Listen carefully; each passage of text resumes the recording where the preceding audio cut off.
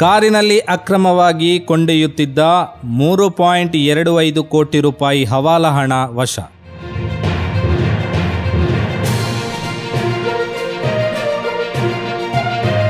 ಕಾರಿನಲ್ಲಿ ಅಕ್ರಮವಾಗಿ ಕೊಂಡೊಯ್ಯುತ್ತಿದ್ದ 3.25 ಕೋಟಿ ರೂಪಾಯಿ ಹವಾಲಾ ಹಣವನ್ನು ವಶಪಡಿಸಿಕೊಳ್ಳಲಾಗಿದೆ. ಇಂದು ಮುಂಜಾನೆ 7:45 ಸುಮಾರಿಗೆ ಹೈವೇ ಪೆಟ್ರೋಲಿಂಗ್ ವೇಳೆ ಮಂಗಳೂರು ಭಾಗದಿಂದ ಬಂದ ಕಾರನ್ನು ಸಂಶಯಾಸ್ಪದ ಕಾರಣಕ್ಕೆ ತಡೆದು ಪರಿಶೀಲನೆ ನಡೆಸಿದಾಗ ಈ ಹಣ ಪತ್ತೆಯಾಗಿದೆ.